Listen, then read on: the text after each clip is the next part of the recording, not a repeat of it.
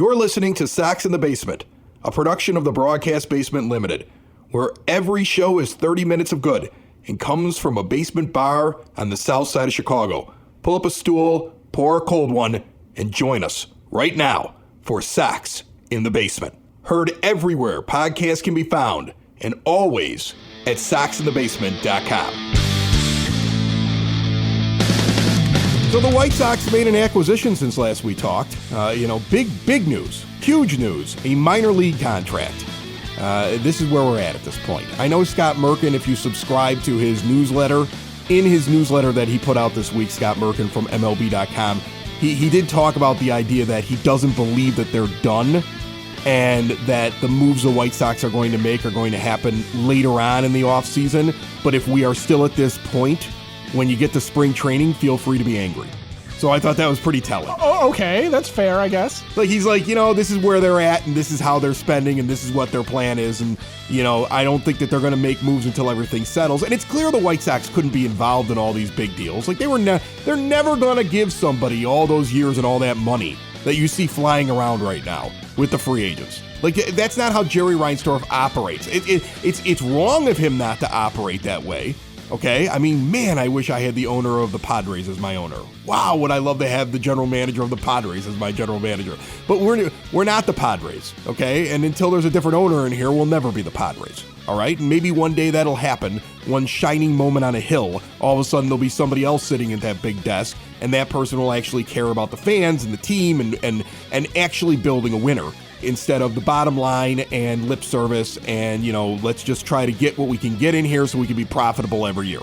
I would love to have it that way. It's not that way, and we're going to have to wait and see what happens here this offseason. But Victor Reyes, as a signing, I wanted to kind of talk about real quick on this show, because the first two names that popped into my head were Larry Garcia and Adam Engel. And how does he compare to these two players when I'm trying to figure out what the plan is for the White Sox, and is this a guy that increases your chances of winning baseball games, decreases it if he makes the roster coming out of spring training with that minor league contract, is the same kind of player? What exactly is he? And I look at a Victor Reyes, and I see a guy who's got a career OPS of 673, and his OPS in 2022 was 651. So he's a below 700 OPS, and that's basically what he is. He's a guy that the Detroit Tigers thought was going to be really good, and he was never really good. And he never had like a big year. Like, Adam Engel's had bigger years than Victor Reyes. And, he had a terrible year last year. If you jettison last year Adam Engel, he would be the same as Victor Reyes with his career numbers. Okay. And he had a couple of really big seasons in 2020 and 2021 in limited action. I mean, only 36 games in 2020, of course. Everybody had a low amount, and 39 in 21. So I'm not making excuses for Engel, but that's how they kind of compare. Larry Garcia, take out last year, and this is Victor Reyes, except Victor Reyes plays the outfield probably better than Larry Garcia. Not much better, though, okay? I mean, he's got some negatives in the defensive realm out there. So, I mean, this is like a middling deal right here. We got rid of Engel, we brought in Reyes. Reyes may be the fourth outfielder, but don't expect any kind of like big bump, and you lose the defensive angle even if you gain a little bit more offense, but nothing that's like more than average. Like, he's a below average hitter who's not going to play defense as well as Adam Engel, but he's going to hit a little bit better than what we saw Engel do last year. He's a switch hitter. It's a middling move, isn't it? Yeah. Like, it's not like something that should make you excited in any way whatsoever. And if this is going to be a guy that they're going to sit there and tell you like, well, and then we got Victor Reyes coming off the bench, you should roll your eyes, because that's not a move that gets you anywhere closer to winning a championship. Or even winning a division. No, not at all. He's a depth piece, and okay as a depth piece. I mean, if he's your fourth outfielder, I guess that's fine enough. But he reminds me of like a couple years back when they had Nick Williams. The Phillies had plotted on having as their future, had one good year in the majors. It wasn't a great year, but it was a good year, and then fell apart. And that's what Victor Reyes is. He's just a guy that, once upon a time there was some prospect shine on him, and then it's kind of faded, and he's never really fully arrived. Those guys never really become anything, and so I don't expect anything out of him. It would be a mind-boggling thing for him to come up and at least be a replacement level player. Like, he's going to be slightly below replacement level, and even if he's replacement level, I guess that's That's a good thing for a guy who fills in from time to time if he makes the major league roster. But to be a contributor, like somebody you're going to sit there and say, man, we're lucky we got that guy in the offseason, I'd be shocked. This episode of Sox in the Basement brought to you proudly by Family Waterproofing Solutions for bowing walls, window wells, foundation and crack repair, gutter cleaning, yard draining systems, anything to keep water out of your basement and protect your foundation. Give them a call 24/7 at 708-330-4466. Mention Sox in the Basement. You get additional money off. Your basement's best defense is at familydry.com. It occurs to me, though, too, as Sox fans, we should be really okay with Rick Hahn handing out a bunch of minor league contracts and just seeing if he can catch lightning in a bottle, right? Seeing if anybody could stick something. Why? Are we the Pirates now? That's how they've been operating the last 5 years. No, but that's how you can build a bench on a budget very easily, right? I guess. Just throw a bunch of junk at the wall and hope something happens? I mean, the Cueto signing made sense, right? Like, that's the thing. When I think of minor league deals, like when I look at one, I go, well, that might make sense. That guy's got some upside. If you look at his career and you look at his injuries and you look at how long it normally would take a guy who's in his mid-30s to come back from the last one that he had, he may still have something in the tank. That's a great minor league signing. I was in love with that signing the moment that they made it. The Victor Reyes thing, I go, I mean, and the White Sox are so bad in terms of their depth right now that immediately Jason Martinez, who was on the last episode of Sox in the Basement, you can get it on demand anywhere podcasts can be found and always at soxinthebasement.com. He immediately added Victor Reyes into the 26-man roster on the Fangraphs projected depth charts. That's how bad it is right now. Well, yeah, and that's bad. That is bad. And you're trying to sit there and convince me that White Sox fans should be throwing down their money right now, renewing their season tickets, and it's all our fault that Jerry Reinsdorf can't spend any more money. Bruce Levine put his foot in his mouth this weekend, and I heard the full thing, and it wasn't as harsh as like, well, White Sox fans didn't show up, so that's why he can't spend any money. But that was basically what was thrown out there. The idea that attendance needs to increase for the owner to spend money. And there's a lot of holes you can fire into that. That is a fallacy right off the bat. The idea that you, the fan, has to go out and spend the money so the billionaire can turn around and actually spend money on his end. And I'm going to go back to something that we've discussed here on this show as a basis here as we jump into this little bit of a conversation. The book Scorecasting. It came out, I want to say 2010, 2011. It talks about different things that happen in all of sports. Home field advantage, why do umpires miss calls in certain situations, anything you could think of. They try to take data that they had picked up over decades and analyze it and try to figure out, are there trends, are there things that can explain the unexplainable in sports? And it's actually available online. You can actually just Google Scorecasting and it pops up as a PDF. Like the entire book is like free, which I think is amazing. I have a copy of it, but you can get the entire book for free if you just Google the thing. So if you want to check this out later, feel free. You can dive into this a little deeper. The last chapter talks really about the curse of the Cubs. It was written before the Cubs had broken their supposed curse, and it talked about whether or not luck has anything to do with winning and losing in Major League Baseball. That was the premise of it. And very quickly what they start to explain is it's more about the product on the field. And are the Cubs at that time motivated to put a winner out there? And it shows that the most fickle fan base in all of baseball is the New York Yankees. And the least fickle fan base in all of baseball is the Chicago Cubs. And one of the examples very quickly in this book, in this article, is talking about reaction after the strike in the 90s. They bring in the book the White Sox. They bring them into the conversation at this point, pointing out that the White Sox are second most fickle fan base, the most comparable to the New York Yankees fan base. Basically, if you win, they'll show up, and if you don't win, they got better things to do. And that's what White Sox fans are. And they point that out, and they go, we could compare the Cubs to the Yankees, but it's more fun to compare the White Sox to the Cubs because the fan base of the Sox is very similar to the Yankees, and that's the point that's made in the book. So going into the strike in the 90s, and we talked about this on the last show when we talked about the generations of White Sox fans, going into the strike in the 90s, the Cubs are at 81% attendance and the Sox are at 72. 72% is not bad. That's almost 3/4 of your stadium full every game. Like on average, that's what you're averaging, Jerry Reinsdorf, which is also shocking because there you have a lot of attendance and a lot of Sox fans from back then, me included, feel like the owner just wouldn't pull the trigger to get that one more move done to try to win a championship because he wasn't going to spend the money. But he was getting attendance at the time. Well, then the strike happens, and Jerry's one of the guys on the owner's side that it's clear is driving the ownership side of this strike. So a lot of fans are blaming him. When it's over, Cub fans return. Sox fans dip below 50% attendance. And right there, they try to make the point of, it wasn't because the Cubs had a winner. Cub fans just like going for the experience. If you raise ticket prices for Cub fans, they don't care. In fact, the only thing they seem to care about in this article was beer prices. The moment you started to impede on their party, that's when it would hurt attendance. So the Cubs had habitually kept beer prices down, like they had figured this out.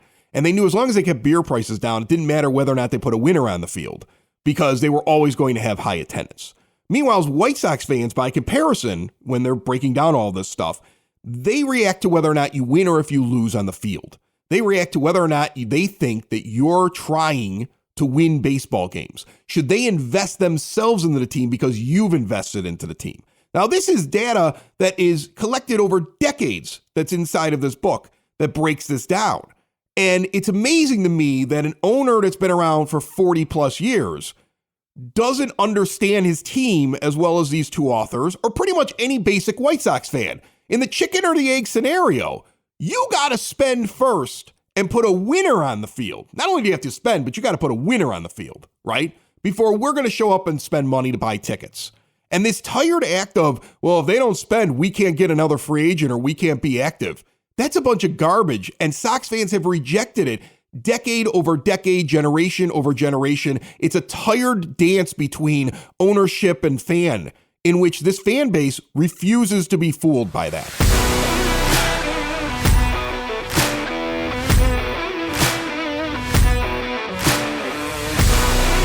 Before my partner in crime over here at the other end of the 9-foot homemade oak bar jumps in on this, and I see him looking up White Sox attendance numbers and payroll numbers on his computer. Switch to a new age of life with Hyatt Home Medical Equipment. Whether you have suffered an injury or you're not getting around the house very well, or you're worried about mom and dad, grandma and grandpa, keeping them out of assisted living, you can set up the home like a smart home. You can make sure that the fall risk is reduced greatly with ways that they can retrofit the bathtubs and set up aids around the house to keep them upright. It's all about staying independent and in the home, plus the latest in CPAP technology. If you have sleep apnea, they have the latest machines and testing rooms to make sure you get the most out of your machine. The latest in diabetes control as well. Improve your quality of life and visit Hyatt Home Medical Equipment right here on the South Side. They're going to work with your insurance and they're going to take additional money off if you mention Sox in the Basement. See everything they have to offer at hhme.com or stop in and see them today. 3518 West 95th Street in Evergreen Park. All right, so what are you coming up with down there when it comes to attendance and salary and all of that kind of coming together over the history of the White Sox? The payroll doesn't necessarily go up every time attendance is high. It fluctuates. There's some back and forth. There's some up and down. There's some plateauing there as the team is kind of what it is, right? So, you know, your point about leading up to the strike. Attendance is really high in 92 and 93. You know, the 94, it's shortened, so what are you going to do? Payroll is kind of the same across those 3 years. It's not, it doesn't jump up as they go from having a good year in 91 at 87 and 75, coming off of 1990 when they were 94 and 68. You know, attendance is going up, right? The 1990 White Sox, 94 and 68, finished in second place. Attendance is a little over 2 million. The next year, it's just under 3 million because you're coming off of a 94 win season. In 91, you're 87 and 75, you finished second. The next year for 1992, it's 2.6 million. Following a successful 92 campaign, or at least a winning campaign. I would imagine 06 is higher than 05 without looking at it because you have it in front of you. Yeah, and so in 93 it's 2.5 million, and then it falls off because of the strike. 1.9 million in 2003, 1.9 million in 2004. In 2005, it's 2.3 million. 2006, it's 2.975. Hold on a second. Wait a minute. Let me get this straight. So if they have a winning season and there's promise for the next year, more people buy season tickets and more people show up. That's how it works. That's the cause and effect when dealing with White Sox fans. And that's more of a correlation. So yes, the payroll did go up between 2005 and 2006. However, it didn't really go up that much between 2004 and 2005 when attendance, starts its spike. And when you go back into the 90s, the payroll is fairly flat. And then you get into this, this more recent memory where even the 2011 Sox, they're not great, right? It's 2 million. The next year, there's not a whole lot of drop. It's a drop of about 430 people a game. The payroll lowers. The payroll goes lower in 13, and then it goes lower in 14. And meanwhile, the attendance is mirroring the Sox record more than anything else. Because attendance is dropping. We're getting into the rebuild, and the team is terrible, right? So, yeah, people aren't showing up. But we showed up last year. And that's the infuriating thing is that as fans, it's the first time over 2 million in attendance. Last year was the first time going over 2 million since 2011.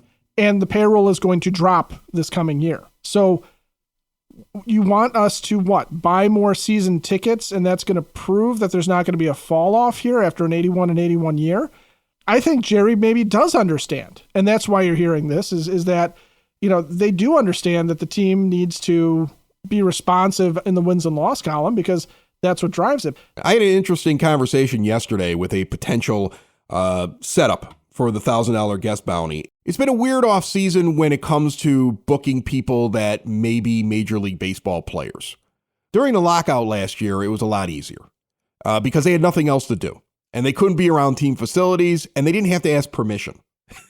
That was the other thing. Right. Yeah, there's no permission because I don't work for you technically. If you're not allowed to talk to the team, you don't have to listen to them say, we don't like that podcast. So it was much easier for us to work it out. I do think we've got a few that are in the pipeline and we've gotten some really good suggestions. I'm looking for more of the non-baseball ones. Seriously, don't feel like that you don't have somebody that is worthwhile to be a guest in the $1,000 guest bounty. Best guest of the offseason is getting $1,000 from Parente and Norum. Get those people in because I think we're going to see a run of them in January and February here on this show. It's been a weird setup this year. I know we've only had one so far, but it's almost like you can see them all stacking up and we're going to just be like going through them like crazy in January and February.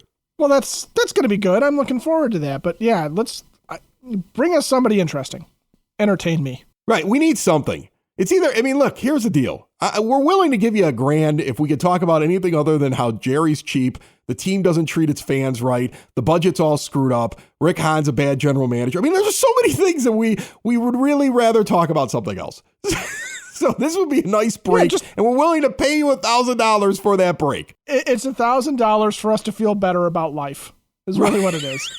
I'd rather spend $1,000 on just getting a break from the White Sox BS than spend it on tickets.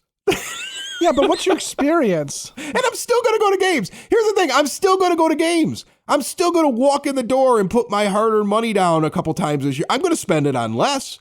That's the thing. I find myself doing less. I already started my protest last year. Think about this. They talk about the attendance last year and it was high. Imagine what it would have been like if Sox fans weren't convinced before the All-Star break you couldn't win with Tony La Russa. I would add easily 500,000 more in attendance, easily, if that team was competitive last year. Okay, there were a lot of no-shows for season tickets in the second half of the season. There are a lot of people. They were getting nothing at the gate. I would love to see that broken down month by month, and if they were actually winning, what the projection would have been. So again, not only did they do well last year, but they would have done so much better if he wouldn't have put his buddy in as manager. If Jerry wouldn't have thrown his buddy in there as the manager, and then instead of replacing him midway through the season, if they would have made the replacement earlier, they would have had higher attendance. They would have made more money at the ballpark. And going back to the experience, why would I spend money chasing around the ballpark, getting told, no, you can't come to this level, or we're out of this item that you saw us promote that we're selling there, when I can walk over and get a better price and a better product over at Cork and Kerry at the park down the street. I'm somebody that sits around and I have to check my money, and I've got to look at our budget constantly. I check my budget in my household 4 times a month. All right. So I'm going to get the most out of my money. I'm going to get the most bang for my buck. The Sox aren't offering that right now.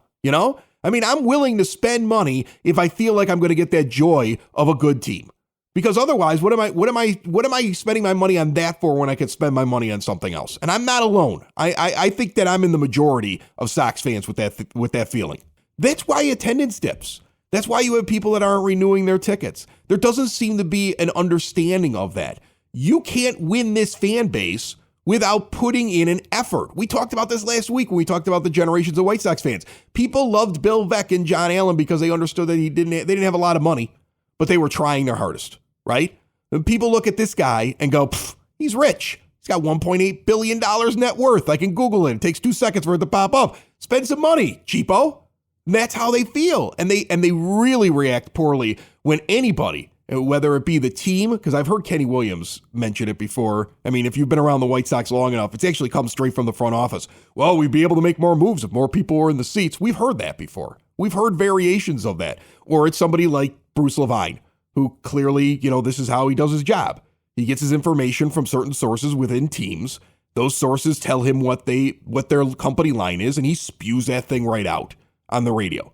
Okay, but it's insulting to the fan base. It's insulting to the people that are paying money for your team. It doesn't do you any good. I mean, I feel like the whole idea was this week to try to guilt people who are on the fence about season tickets. Well, if you don't re-up that package, well, we're just going to be worse.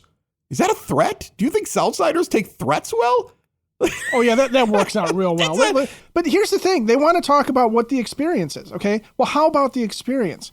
Parking's terrible. Traffic's awful. You took the banners down in the outfield and you painted them on the brick because you're too cheap to buy new banners after you win a division. Can't get a pretzel brat. None of that matters. See, and that's the problem is even you and I, as we're talking, we're caught up in this minutia of, is the ballpark good enough? Is the food good enough? Do you get enough bang for your buck for the beers that you buy, for the dollars that you spend?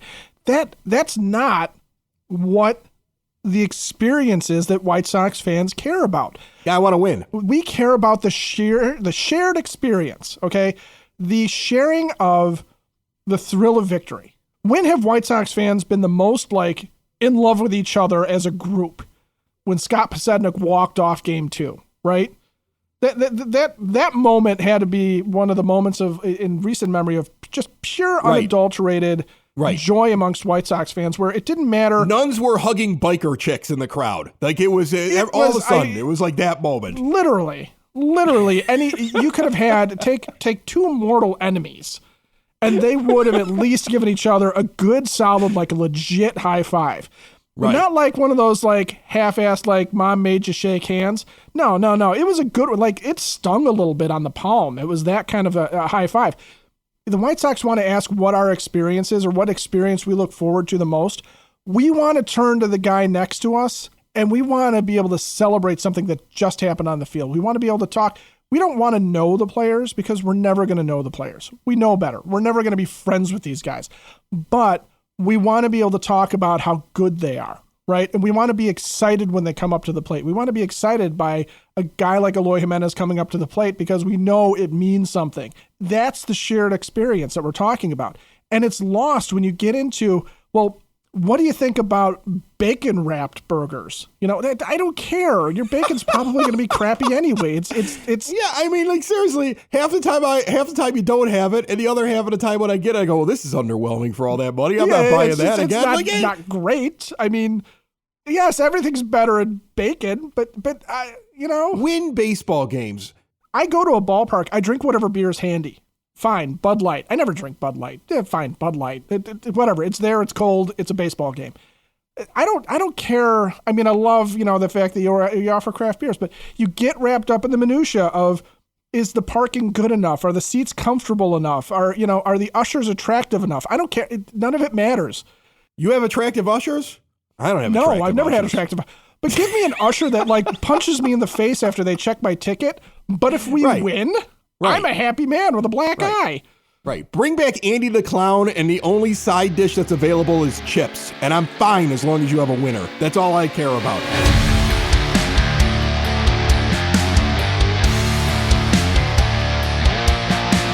Hailstorm Brewing is the official brewery of Sox in the Basement and the best beer hall that you can walk into anywhere.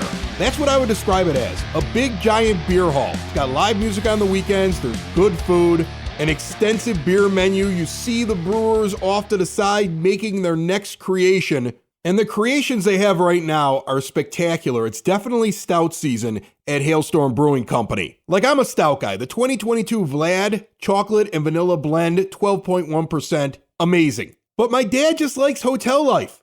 He's a guy who generally drinks Miller Lite. But every time I'm telling him I'm going to Hailstorm in Tinley, he's like, I'm coming along. And he just sits there and drinks Hotel Life. An American lager, it's definitely something to try out. Get in and see them right now. 8060 186th Street, right off of 80th Avenue. Visit the official brewery of Sox in the Basement, Hailstorm Brewing Company, and see everything they have to offer at hailstormbrewing.com. Let's talk about, before we get out of here, Tim Anderson on the internet, because you've seen this now going around. People are taking screenshots of the fact that he liked something on Twitter, and there's been a reaction to it. He needs to stay off social media. Okay, I mean, he really with all of his does. Family drama like sprayed across Instagram and the comments that he makes, like he's like that guy that tries to get attention on Facebook. Like we all have that one friend who like writes like something cryptic just because he wants people to reach out and say, "You okay?" And I think he does that on Twitter. Like he writes something cryptic when he's having a bad day. Yeah. Because he needs people to reach out and say, "You good? You okay, Tim? I love you, Tim. Don't leave us, Tim. You're my favorite player, Tim." He's like that guy. Like I have a friend of mine that's like that. Like he's having a bad day and he just writes things like, "I'm just trying to process my life right now." And like, that means nothing to me. I mean, you see all these people like jump in the comments like, "You okay, man? You're going to be okay?" It's just an attention grab. Like the guy does it all the time and Tim does it all the time, right? And so now he liked a tweet. What did it say? The tweet was basically like, "We've seen Jose Abreu in another uniform. We'll see TA in another uniform." Yeah, but the thing is, he's not happy. I think that's really obvious that he's not happy, folks. I mean, could you be happy for if you were standing at short and you won a batting title and you were the engine that made the car go and you had all these huge moments like the walk-off in the Field of Dreams game, and you're driving all of the marketing for the team, and the Southside jersey is something, if I'm not mistaken, he helped come up with, and you are it. You're the team leader, you're everything. And you're standing at short and you're stuck in some option years where like this year he's making $12 million. And the guy right next to you at third base, the biggest accomplishment he's had in the last 2 years is that he wrote his own walk-up song, right? And he's got a music video to go with it because he hasn't done anything else. And he's making far more money than you. He's going to make even more money over the next couple of years than you. I mean, like more than double than what you're making. And he's terrible, and he's given every opportunity by the organization, and the new manager's talking about how we're going to get him going. Like, of course he's upset. Like, I don't know anybody that wouldn't be upset about that. Like, if you had a coworker who always was terrible, he was getting paid more than twice at you, and you shared a cubicle with him, and the boss was always talking about, we got to get you on going, you'd be upset. So I get why he liked it. I mean, I don't know if that means he's leaving, but here's a guy who probably wants to get paid. And trust me, Jerry Reinsdorf's not the only owner that feels this way, but we all saw him talk about it during that Bulls Dynasty like documentary that came out, where he was basically like, "I told Scotty not to sign that contract. It wasn't my fault he wasn't getting paid. He signed the contract." Like he probably would give the same response to Tim if Tim knocked on his door, which he might have done at this point. So it's a thing. I think it's a real thing. I think that there's a Tim Anderson, like, I mean, look, I don't think that he's going to purposely like play badly. In fact, he should play great so he can max out his value, right, so that when he finally gets out from underneath this, he can really get money. Like these guys that he's watching that are his peers that are getting paid. He should be so motivated to be so good over the next couple of years. Then when he walks out, somebody's like, "I don't care what your age is. Here's 6 years and like $200 million. Like that's what, like he's like one of these guys that has to be looking at that saying, "I got to get done with this and this team is never going to pay me that." All right. So I get why he liked it. That's the reality of Tim Anderson right now. It's one of the reasons why I sat there and said, look, if you really want to improve your team and you're going to spend like a big boy team, and I wasn't the only one who said it on this show. I saw national people saying it when they were talking about the White Sox, and they didn't have the understanding of what the Sox were going to do payroll wise, but they were like, it would make sense, like, for the Sox maybe to move TA and go get one of these big shortstops that are a little bit better defensively and hit, they may not have the average, but the power goes up. They might have a higher OPS. Go get like one of those big guys and look at the return you get for this affordable contract. It's why teams inquired about him during the winter meetings, because there was a semblance of sense that could have been made if the Sox were going in a different direction. And they were like, hey, we could go be in the Derby for these big time players and look what we could get back for Anderson. Now the Sox aren't interested in it, and I'm not advocating for it. But I mean, like, that's the reality of Tim Anderson right now. He's got a very team-friendly deal, and he probably isn't happy when he looks around the field at what other guys are getting paid.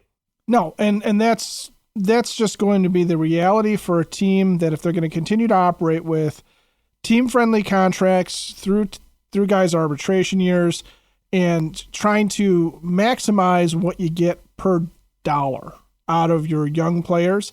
If you're going to operate like that, then as fans, we have got to recognize the fact that when it comes their time to hit that free agent market, if they are really good, they are not going to come here because they are not going to get that kind of money. Carlos Rodon, I'm sure, has some lovely memories of being a White Sox. However, there is not a chance that the mystery team that's in on Carlos Rodon is the White Sox unless he's taking way less money than somebody else is going to give him, right?